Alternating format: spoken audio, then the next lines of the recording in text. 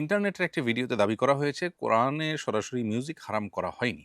এটি মূলত একটি নিরপেক্ষ মাধ্যম বা টুল যা ব্যবহার অনুযায়ী ভালো মন্দ হয় এবং দাউদ আলাহিসাল্লামের সুরের মূর্ছনা ও মহাবিশ্বের ফ্রিকোয়েন্সির যুক্তি দিয়ে মিউজিককে হারাম নয় বলে দাবি করার চেষ্টা করা হয়েছে। আমি বিষয়টা নিয়ে দ্বিধান্বিত হয়ে পড়েছি। কোরআন সুন্নাহর আলোকে বাদ্যযন্ত্র সম্পর্কে জানতে চাই। প্রিয় দর্শক, আল্লাহ রাব্বুল আলামিন কোরআনে কারিমে বলেছেন, ওয়া মিনান নাসি মান ইয়াশতারি লাহওয়াল হাদিসি লিয়ুদিল্লা আন সাবিলিল্লাহ। মক্কায় কিছু মানুষ আল্লাহর পথ থেকে মানুষকে বিচ্যুত করবার জন্য তারা লাহওয়াল হাদিস ক্রয় করে। লাহওয়াল হাদিস ক্রয় করা বলতে কি বোঝানো হয়েছে? এ বিষয়ে নবী করিম সাল্লাল্লাহু আলাইহি সাল্লাম কর্তৃক সার্টিফাইড, তার সার্টিফিকেট প্রাপ্ত, দোয়াপ্রাপ্ত সাহাবী আব্দুল ইবনে আব্বাস রাদিয়াল্লাহু তাআলা আনহু এবং আব্দুল ইবনে মাসউদ রাদিয়াল্লাহু তাআলা আনহুমা থেকে বর্ণিত হয়েছে যে তারা উভয়ে লাহওয়াল হাদিসের ব্যাখ্যা তারা নবীজি থেকে সরাসরি কোরআন শিখেছেন। উম্মার জন্য কোরআন যেন সবচেয়ে বেশি শিখতে পারেন, সেজন্য নবী সাল্লাল্লাহু আলাইহি ওয়াসাল্লাম তার জন্য দোয়াও করেছেন। তাদের ব্যাখ্যা হলো, যেখানে লাহওয়াল হাদিস এর মিনিং হলো গান-বাদ্য। তো এখান থেকে বোঝা গেল যে গান-বাদ্য সম্পর্কে ইসলামের দৃষ্টিভঙ্গিটা কি। আল্লাহ তাআলা সেটাকে সমালোচনা করেছেন যে আল্লাহর জিকির থেকে গাফিল করার জন্য টুল হিসাবে কিছু মানুষ এটা নিয়ে কাজ করে। গায়কদের ভাড়া করে আনতো তখন, যাতে মানুষ কোরআন তেলাওয়াত না শুনে, গায়িকাদেরকে ভাড়া করে আনতো যাতে করে কোরআন না শুনে ওই গান বাজনায় মানুষ মজে থাকে। তাহলে এটা আল্লাহর জিকির থেকে গাফিল করবার একটা মাধ্যম এবং টুল। আজও যারা দেখা যায় যে এগুলোর সাথে অনেক বেশি ইনভলভ হয়ে যায়, তারা আল্লাহর জিকির, আল্লাহর পরিপূর্ণ আনুগত্য এগুলা সেভাবে তারা আসলে করে উঠতে পারে না। এটা হলো বাস্তবতা। আবু মালিক আল-আশআরী রাদিয়াল্লাহু তাআলা থেকে বর্ণিত সহিহ বুখারীতে তালিক সূত্রে একটা হাদিস, যেটা তিনি দৃঢ়তার সাথে উল্লেখ করেছেন। সে হাদিসটিতে নবী সাল্লাল্লাহু আলাইহি ওয়াসাল্লাম বলেছেন, লা ইয়াকুনান্না মিন উম্মতি আকওয়ামুন ইস্তাহিল্লুনা আল-হিররা ওয়াল হারিরা ওয়াল খামরা ওয়াল মাআজিফ। অর্থাৎ নবীজি বলেছেন, আমার উম্মতের মধ্যে এমন কিছু মানুষ আসবে যারা একটা সময় বিবাহ বহির্ভূত সম্পর্ক, এক্সট্রা ম্যারিটাল অ্যাফেয়ার্স যেটাকে বলে, যে বিবাহ বহির্ভূত সম্পর্ক, এটাকে তারা হালাল মনে করবে। আজকাল আপনি দেখেন তথাকথিত আপনার জেনার সঙ্গী আছে একজনের, বিয়ে নাই কিন্তু তার সঙ্গী এই পরিচয় দিচ্ছে বিভিন্ন নাম দিয়ে, বিএফজিএফ ইত্যাদি বিভিন্ন নামে। এটা কিন্তু তেমন কোনো দর্শনীয় জিনিস মনে করছে না, অথচ এটা কিন্তু ১০-২০ বছর আগেও মানুষ এভাবে বলতে পারতো না। পৃথিবীর সব সমাজে একটা সময় এটা ছিল না, এখন এটা স্টাবলিশড হয়ে যাচ্ছে। তো নবীজি বলেছেন কিয়ামতের আগে এটি হবে, এটি কিয়ামতের আলামত। এবং ওয়াল হারির, আরেকটা হলো যে সিল্ক, পুরুষের জন্য ব্যবহার করা হারাম, সেটাকে হালাল মনে করবে এবং কোন দর্শনীয় মনে করবে না। আজকাল দেখেন পুরুষদের সিল্ক, পাঞ্জাবি ইত্যাদি ব্যাপক হারে বিক্রি করা হচ্ছে। এটা পৃথিবীতে একসময় পুরুষরা পড়তোই না, ব্যবহারই করতো না, কিন্তু এটাকে হালাল মনে করছে আজকাল মানুষ। আরেকটা হলো মাদক। কোরআন আল্লাহ তাআলা অনেক আগেই বলেছেন যে ওয়াইথমুহুমা আকবারু মিন নাফইহিমা, মাদক এবং জুয়া এগুলোর কিছু উপকারিতা আছে কিন্তু ক্ষতি তার চেয়ে অনেক বেশি, অনেক বড়। তো আল্লাহ নিজে বলেছেন যে কিছু উপকারিতা আছে, খেয়ে সাময়িক মানুষ তৃপ্তি পায়। এটা যেমন উপকারিতা, এর বাইরে আরও উপকারিতা থাকতে পারে। যেমন আজকাল মাদকের একটা নির্দিষ্ট পরিমাণ, বিশেষ মাদক, এটা গ্রহণ করার মাধ্যমে ব্রেইন ওপেন হয়ে যায় বলে দাবি করা হয়। অনেক তরুণরা এই পথে পা বাড়াচ্ছে এবং বলা হচ্ছে যে এই মাত্রা নিলে খুব বেশি ক্ষতিকর কিছু হবে না, এই সেই।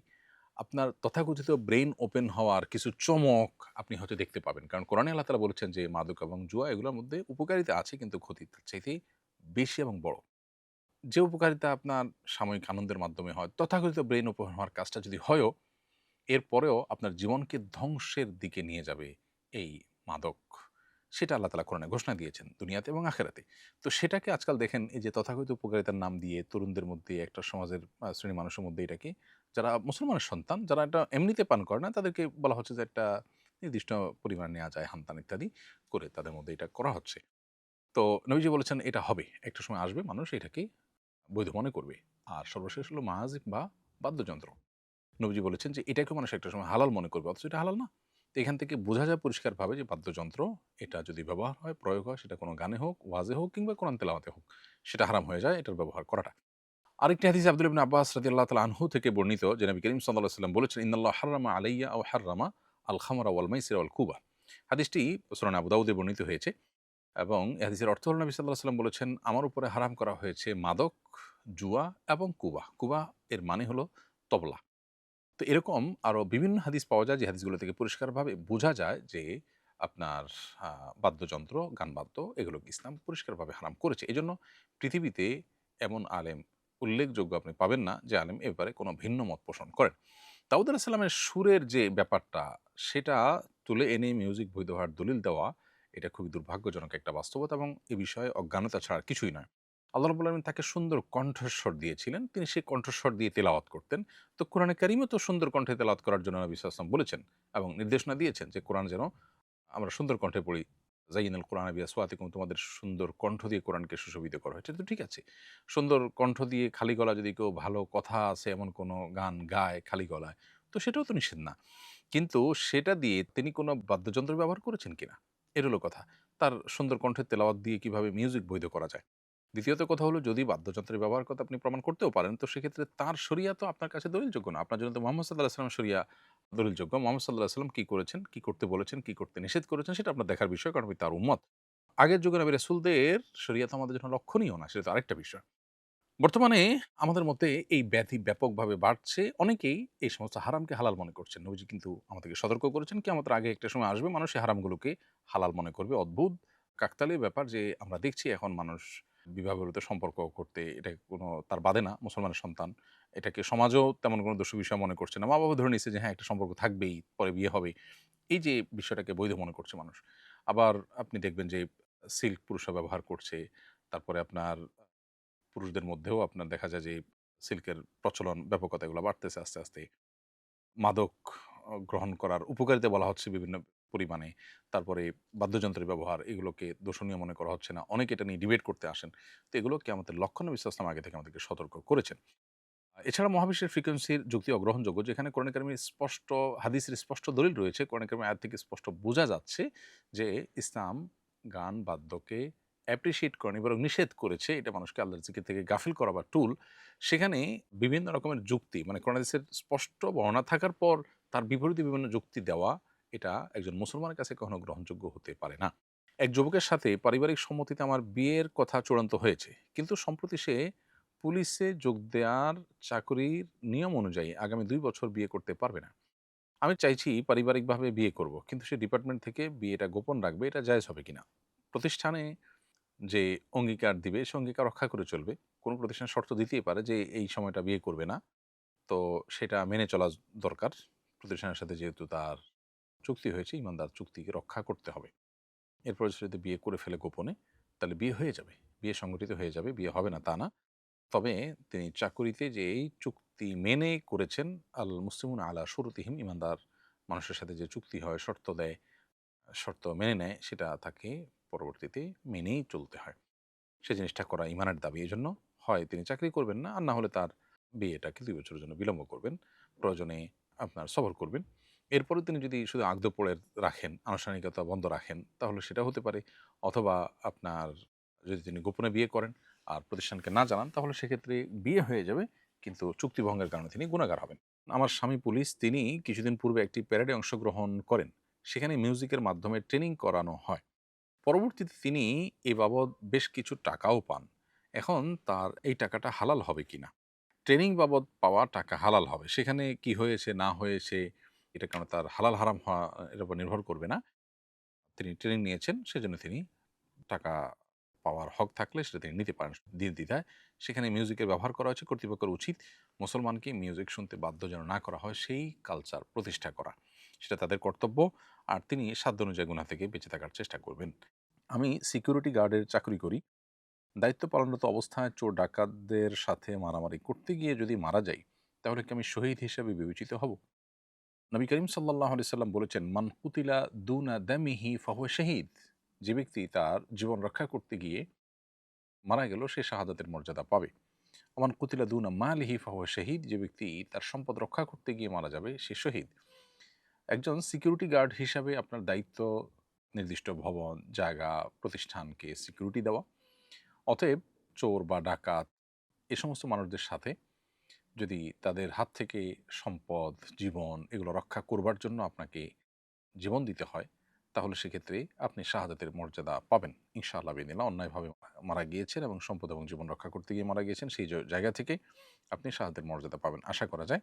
তবে এক্ষেত্রে আপনার ভূমিকাটা গুরুত্বপূর্ণ যে আপনি যেন অহেতুক কোনো বড় ধরনের দুর্ঘটনার মুখোমুখি নিজেকে না করেন। অর্থাৎ যেটা হয়তো সামান্য চেষ্টায় করা যেত, সেটার জন্য অনেক বড় কোনো রিস্ক নিতে গেলেন, সেটা যেন না হয়, সেটাও খেয়াল রাখতে হবে। অর্থাৎ জীবন যদি চলে যায় তাহলে শাহাদাতের মর্যাদা আপনি পাবেন, ঠিক আছে।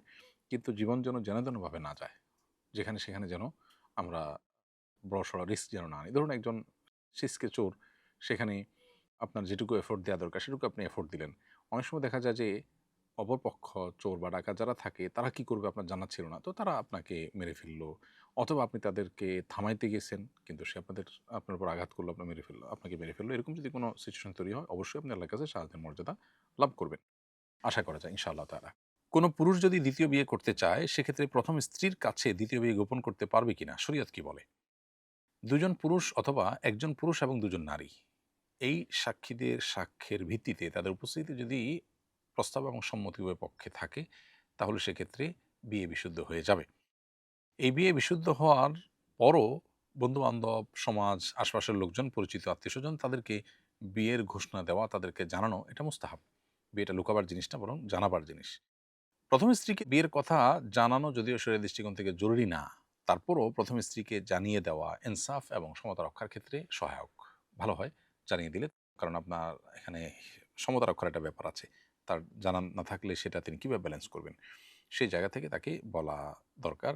প্রচলিত আইনে বলার বাধ্যকতা থাকলেও শরিয়া দৃষ্টিকোণ থেকে প্রথম স্ত্রীকে বলতে আপনি আইনগতভাবে বাধ্য হন। কিন্তু এটা আপনার জন্য সব দিক থেকে উত্তম এবং আপনার ঈমান এবং দ্বীনের জন্য সেফ। বিশেষ করে সমতা রক্ষার যে ফরজ বিধান আপনার উপর আছে সেটা আদায় করার জন্য এটা আবশ্যক।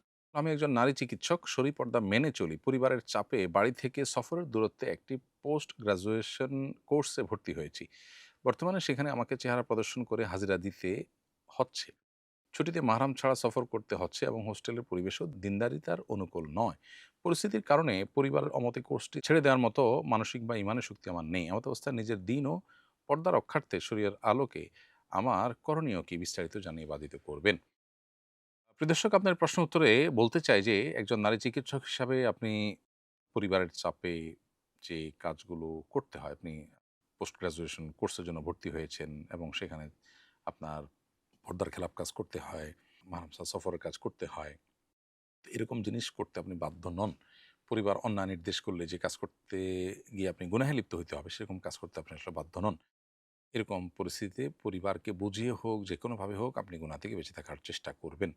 আপনি একজন শিক্ষিত মানুষ এবং নিজের পায়ে নিজে যথেষ্ট দাঁড়াবার মতো ক্ষমতা আপনার হয়েছে। বিধায় আপনি যে নিজেকে মানসিক বা ইমানের শক্তি আপনার নাই বলেছেন, এই জায়গাটাতে আপনার মোটিভেশন দরকার। আপনি কোনো ভালো বিচক্ষণ আলেম বা দীনদার মানুষ অথবা কোনো নারী যিনি দ্বীনের বুঝ আছে এবং এতটুকু নলেজ আছে, তার কাছ থেকে আপনি মোটিভেশন নেওয়ার চেষ্টা করতে পারেন এবং দ্বীন এবং পর্দা রক্ষার্থে আপনি সর্বোচ্চ ছাড় আপনার দেওয়া উচিত। একান্ত যদি আপনি নিরুপায় হন তাহলে সেক্ষেত্রে যতটুকু সম্ভব সর্বোচ্চটুকু করবেন এবং বাকি যেটুকু পারছেন না সেগুলোর জন্য আপনি চেষ্টা করবেন। আল্লাহ তাআলা আপনাকে তৌফিক দান করুন। ফুফা এবং খালু কি মাহরাম? না, ফুফা এবং খালু তারা মাহরাম নন। অতএব ফুফা এবং খালুর সাথে মেয়েরা পর্দা করে চলতে হবে। ছেলেদের জন্য ফুফু মাহরাম। কিন্তু মেয়েদের জন্য ফুফা মাহরাম নন। কারণ ফুফা যিনি হন তিনি মেয়েদের সাথে তাদের ব্লাডের কোনো কানেকশন নেই। ফলে তিনি মাহরাম নন। খালু একই, তার সাথে ব্লাডের কোনো কানেকশন নেই। ছেলেদের জন্য অবশ্য খালা মাহরাম, কারণ খালার সাথে মায়ের সাথে কানেকশন আছে ব্লাডের, এবং ফুফু মাহরাম কারণ ফুফুর সাথে বাবার মাধ্যমে তাদের ব্লাডের কানেকশন আছে। বিধায় ফুফু এবং খালা তাদের সাথে ছেলেদের জন্য দেখা দেওয়া জায়েজ হলেও মেয়েদের জন্য ফুফা এবং খালুর সাথে দেখা দেওয়া জায়েজ নেই, তারা মাহরাম নন। আমার বইয়ের সামনে একটা ক্লিনিকের ১৪ তলার কথা বলতে গিয়ে বলে ফেলেছিলাম ১৪ তালাক। এর দ্বারা আমার বৈবাহিক সম্পর্কের কোনো সমস্যা হয়ে গেল কিনা বড় চিন্তায় পড়ে গেছি। দয়া করে এর সঠিক উত্তর দিয়ে উপকৃত করবেন। প্রিয় দর্শক, চিন্তার কোনো কারণ নেই। এর মাধ্যমে তালাক হবে না ইনশাআল্লাহ। তালাক মুখ ফসকে তলা বলতে গিয়ে তালাক বলে ফেলেছেন। এর কারণে তালাক হওয়ার কোনো কারণ নাই। কারণ তালাক হওয়ার জন্য তালাক শব্দটা বলার ইচ্ছা থাকতে হবে। কারণ ইচ্ছার বাইরে মুখ দিয়ে বের হয়ে গেছে, সেটার কারণে তালাক পতিত হবে না।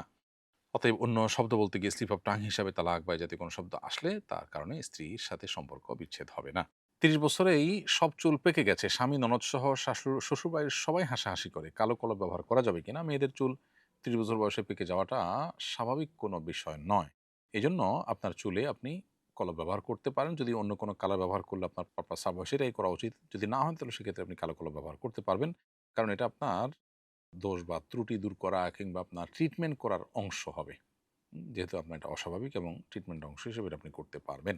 মাসিক অবস্থায় দরুদ ইস্তেগফার পড়া যাবে কিনা? মাসিক অবস্থায় শুধু ৫ ওয়াক্ত নামাজ ছাড়াও যেকোনো নামাজ, রোজা এবং বাইতুল্লাহর তওয়াফ এবং কোরআনে কারিম স্পর্শ করে তেলাওয়াত এগুলো করা যাবে না। এর বাইরে যেকোনো কাজ করা যাবে। বিধায় দরুদ পড়া যাবে, ইস্তেগফার করা যাবে, দোয়া করা যাবে, আল্লাহর জিকির করা যাবে, তাসবিহ পড়া যাবে। এই কাজগুলো মাসিক অবস্থায় এবং কি নেফাস অবস্থায় অর্থাৎ প্রসব পরবর্তী ব্লিডিং চলাকালীন সময় মেয়েরা করতে পারবেন। বেশি, বেশি দুরূদ ইস্তেগফার পড়বেন। অনেক মেয়েরা এই সময় গাফিল হয়ে থাকেন, কিছুই করেন না। তিনি আল্লাহর কাছে দোয়া করতে পারেন লম্বা, লম্বা সময় বসে, বসে। সেই কাজগুলো তিনি অবশ্যই করতে পারেন। টাই পরার বিধান জানতে চাই। আমার অফিসে টাই পরা বাধ্যতামূলক। এরকম অবস্থায় আমার করণীয় কি? প্রথম কথা হলো টাই এটা খ্রিস্টানদের ধর্মীয় প্রতীক হিসাবে আজ সাব্যস্ত করা কঠিন। বরং এটা জেনারেল পোশাকে পরিণত হয়েছে। মুসলিম, অমুসলিম সবার মধ্যে এটা আছে। এটা তাদের আলাদা বিশেষণ, বৈশিষ্ট্য হিসেবে আর অবশিষ্ট নেই। তবে এটা দেশীয় পোশাকও না, ধর্মীয় পোশাকও নয়। তাই কোনো প্রতিষ্ঠান এটা বাধ্যতামূলক করাটা সমর্থনযোগ্য নয়। এ বিষয়গুলো নিয়ে আমাদের কাজ করা দরকার সমাজের বিভিন্ন স্তরের মানুষের। তবে মৌলিকভাবে এটা পড়লে আপনার জন্য এই দৃষ্টি কিন্তু কোনো গুনাহের বিষয় হবে না। আমার শ্বশুর ঠিকাদারি কাজ করেন।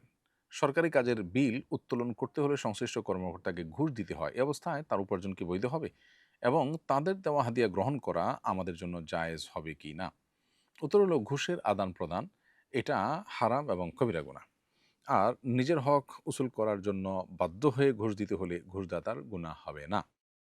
ঘুষের আদান-প্রদান করা যেহেতু গুনাহের কাজ, লাআনাল্লাহুল রাশি ওয়াল মুরতাশি যারা ঘুষ দেয়, যে গ্রহীতা উভয়ের উপর আল্লাহর লানত বর্ষিত হয়। এই আলোকে ঘুষ দেওয়া-নেওয়া গুনাহের কথা। তবে যদি কোনো ব্যক্তি নিজের কোনো ন্যায্য হক আদায়ের জন্য ঘুষ দেওয়া ছাড়া তার কোনো উপায় না থাকে, তখন তার জন্য ঘুষ দেওয়াটা অবৈধ নয়, তবে নেওয়াটা সর্বাবস্থায় হারাম। এজন্য আপনার শ্বশুর যদি তার ন্যায্য হক আদায়ের জন্য ঘুষ ছাড়া কোনো বিকল্প তার সামনে না থাকে, তাহলে সেক্ষেত্রে তার জন্য ঘুষ দেওয়া হারাম নয় এবং তার বাসায় খাওয়াটাও হারাম হবে না। আসুন্নাহ ফাউন্ডেশন, উম্মার স্বার্থে সুন্নাহর সাথে।